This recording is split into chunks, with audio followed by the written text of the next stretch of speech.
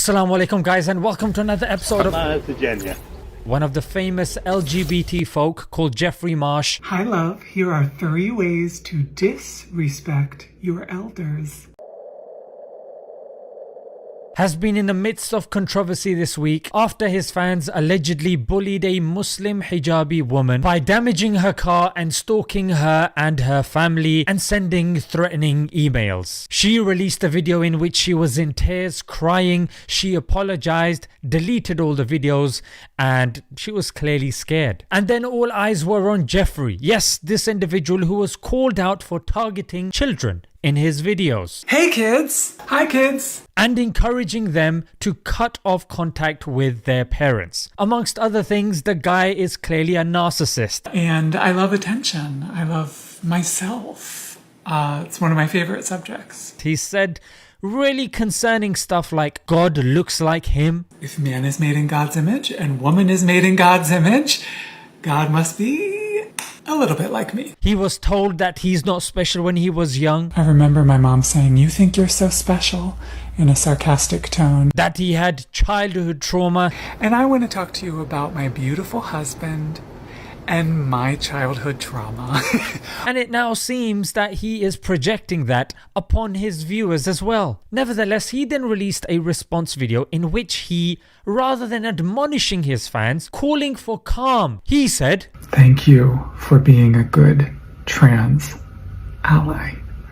Thank you for your big heart. Thank you for your love. Thank you for your support.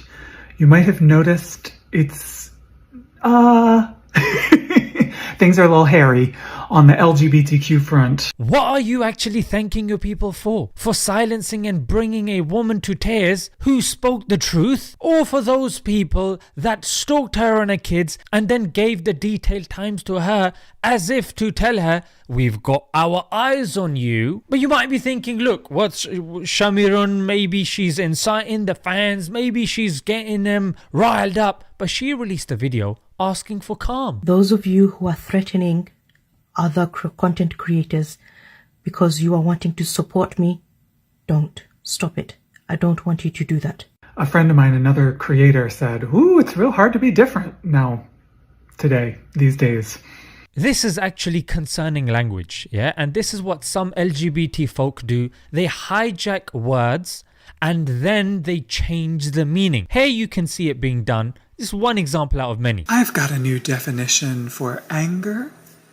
Anger is the power of knowing that you deserve respect. So this differentness is something that he's now taken, and he repeats this a lot in his videos. It's got nothing to do with being different. In fact, anytime you will see people of faith protesting against, and it will be mostly LGBT being taught to their kids, and inappropriate sexual language being thrust upon them. And the Muslims, with the Birmingham thing, made it very clear, we're not against you, we don't hate you, we don't wish violence upon you. All we say is consult us and let us have a choice with regards to what's taught to our kids. That's all we say. But this is suddenly getting changed into, they hate us. Why do they hate us? Oh, we're different. It's got nothing to do with that. You do you. Just don't force it upon our kids. It's really that simple, mate. And if it's not, then let me ask you one very simple question. Orthodox Muslims and Jews have very specific religious views when it comes to homosexuality, which are contrary to the LGBTQ morals. Are they allowed to publicize those, or should their religious freedom be curbed in this regard? If no, then liberalism and pluralism has failed. You cannot call yourself a pluralistic society then. You can't preach freedom of religion either. And let me make this clear, yeah? As simple as possible. We say there are 2 genders, male and female. You guys say, no, because there are intersex, you cannot say male or female. There's no such thing as a boy or a girl. Therefore, you have to get rid of those categories. We say, no, they are exceptions. Exceptions do not make the rule and do not get rid of categories. If you start doing that, everything becomes an absurdity. For example, if somebody asks, what's a dog? And you go, it has a tail, has a snout, it goes woof. And then somebody goes, yeah, but not all dogs have tails. Not all dogs have big snouts. Not all dogs go woof. Therefore, the dog category is no more. And I hope for the people out there that when stuff like this happens, they start sending threatening messages and notes to the LGBT folk. Look, if you cannot help the cause and get your argument and point across, with all due respect, stay out of it. If you can't handle the heat of the kitchen, leave.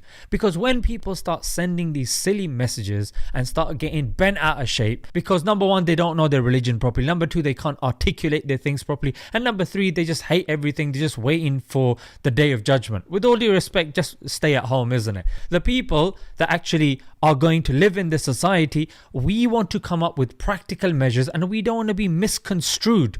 Yeah, when we're saying that the issue is not those folk, that's your country, your rules, okay, no problem. Yeah, we should be allowed to talk about our religion and our beliefs if you claim to be a liberal society that encourages freedom of religion. And I hope Jeff can tell his followers to do the same thing rather than egging them on. Yeah, because we take responsibility. And you can see, be it teachers, be it doctors, be it train drivers, they have amassed on the streets. Why? Because they are not getting enough pay. That's the issue. The issue is with the people in power. So let's not encourage divide amongst these things.